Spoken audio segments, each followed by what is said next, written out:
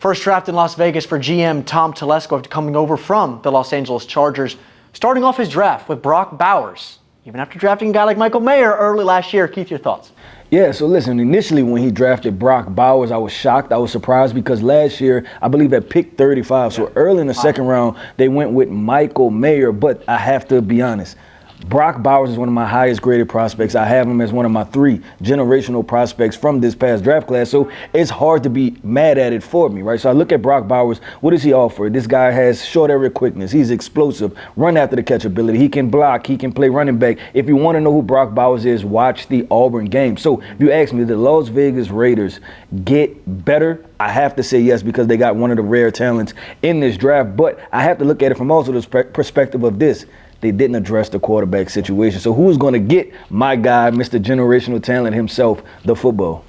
I like Brock Bowers too, but I also like a guy like Talise Fuaga. And I know we're talking about players and talents, but you took Michael Mayer last year in the top 35. Now, also, who's going to get Brock Bowers the football? Because we talked about him working in space as well. That's going to be his main thing. He's not a Y. He's not Darnell Washington coming out of Georgia. I think we can both agree on that as far as moving guys along the line of scrimmage. So let's move on into this draft as far as Jackson Powers-Johnson, one of the premier interior guys, Keith, in this class from Oregon. We saw him live down at the Senior Bowl. There weren't many guys, offense or defense, that left Mobile that raised their stock more than Jackson.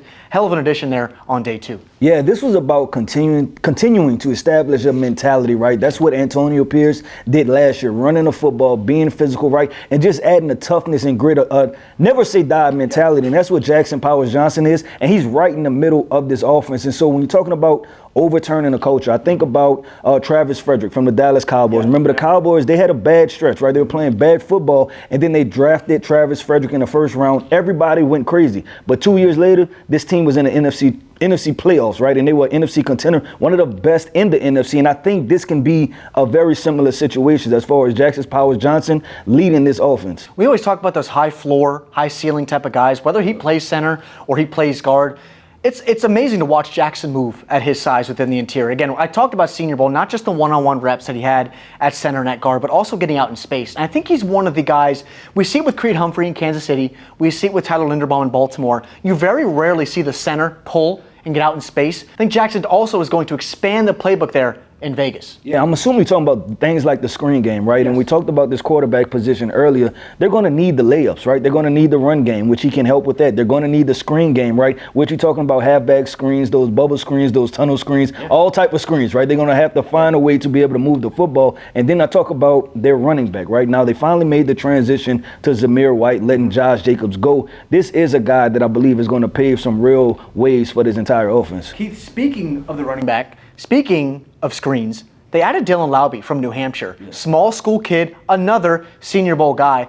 Now, projecting Dylan on early downs as a running back taking carries away from Zamir White, I wouldn't ask him to do that right now. But as far as a receiver, as a route runner, I am not sure there's another running back in this class that is as elite as Dylan Laube is coming out of New Hampshire. And seeing this kid live, he moves different. He had one-on-ones against Peyton Wilson, Cedric Gray, guys that were thought of highly linebackers in this class. He's going to be an immediate versatile chess piece, a move piece, if you will, for that Vegas offense. Yeah, agree. I think Dylan Laube is the best pass-catching running back in the entire NFL draft. And so you think about offensive schematic, right, and what they plan on doing. I feel like this is an offense currently constructed. They're trying to stay on time, stay on schedule, stay ahead of the change, right? So when you get into those 3rd and 2 situations, you have the opportunity to go one running back, one tight end, and then put Dylan Laube right on a linebacker, quick arrow route out of the backfield, and then guess what? You move the chain. So this is it's an underrated piece, because I think this is a guy that he compares tremendously to me to Austin Eckler, right? To your Danny Woodheads,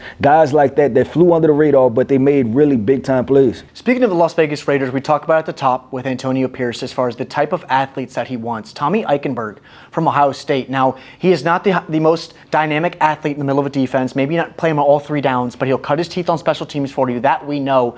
That's an Antonio Pierce type of addition on day 3. And we talked about that culture. But Keith, I want to ask you overall, first draft for Tom Telesco, that Antonio Pierce regime in Las Vegas, your grade for the Las Vegas Raiders here in 2024. Yeah, I think it was a C, right? I think it was a solid C across the board. They didn't have a lot of draft picks. I thought some of them were okay. Like I said, the biggest part of that is y'all didn't address the quarterback situation. We can talk about it, right? There was 140 picks in between quarterbacks selected. Just go get a quarterback to be able to challenge a Aiden O'Connell, Gardner Minshew. Let the fan base know that you're trying to move the needle forward and trying to find that guy. And especially if I'm Antonio Pierce, I'm like, hey, I need some more to go to war with if y'all want me to continue to be the head coach of this franchise. So look, Aiden O'Connell, Gardner Minshew look like the plan in 2024. Will that be enough for the Las Vegas Raiders to compete in the AFC West here this fall?